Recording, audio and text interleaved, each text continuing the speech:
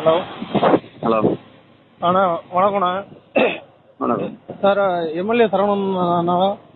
ஆமாம் சொல்லுங்கள். சார், நம்ம சாத்தாங்குளத்துலேருந்து நெடுங்குளத்துலேருந்து நான் பேசுகிறேன். சரி. சாத்தாங்குளம் நீங்கள் மத்திய ஒன்றிய செயலாளர்னு குணசேகரன் ஒருத்தர் போட்டிருக்கீங்க.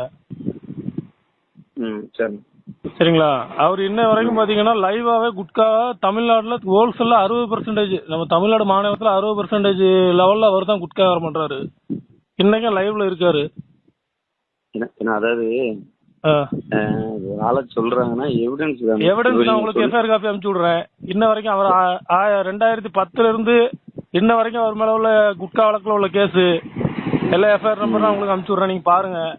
இல்ல அவர் இல்ல எத்தனை வழக்கு இப்போ இடையில பழைய வழக்கு இன்னைக்கும் லைவ்ல இருக்காருன்னு அவரு. இன்னைக்கு லைவ்ல ஆந்திரால கம்பெனி வச்சு தமிழ்நாடு ஃபுல்லா ஹோல்சேல். அவர் கூட உள்ள எத்தனை பேர் எத்தனை கோடி ரூபாய் இத்தனை நாள் சம்பாதிச்சிருக்காங்க, இன்ன வரைக்கும் எத்தனை பேர் சம்பாதிச்சிட்டு இருக்காங்கன்னு வரைக்கும் நான் உங்களுக்கு சொல்றேன். ரீசனா உள்ள எஃப்ஐஆர் காப்பி அனுப்பிச்சு விடுறேன். சாத்தாங்குளத்துல இப்ப கடைசியா மாட்டின குட்கா நெடுங்குளத்து வேற வண்டி தானே. நாங்க உங்களுக்கு எங்க குடும்பத்தோட நாங்க ஓட்டு போட்டோம். அது நம்ம எங்க அண்ணன் விஜய் அண்ணனுக்காண்டி. நீங்க யாருன்னு எங்களுக்கு அறிமுகம் கிடையாது. எங்களுக்கு அவர் பெரிய ஒரு ரசிகருங்கனால நாங்க போட்டோம்னு வைங்களேன். நாங்க உங்ககிட்ட தான் பேச முடியும்.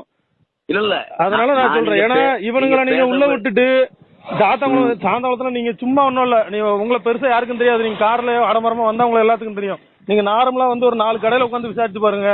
ரொம்ப கேவலமா பேசுறானவன். டிவிகே கட்சிங்கிறது யாருக்குன்னா எதிர்கட்சி ரொம்ப விமர்சனம் பண்ணக்கூடிய ஒரு கட்சியா இருக்கு. இவனும் சாதாரண பொதுமக்கள் உட்காந்து கஞ்சா வைக்கான், ஆன்ஸ் வைக்கான், இவனெல்லாம் போட்டிருக்கான்னு சொல்லி அவ்வளவு கேவலமா பேசுறாங்க.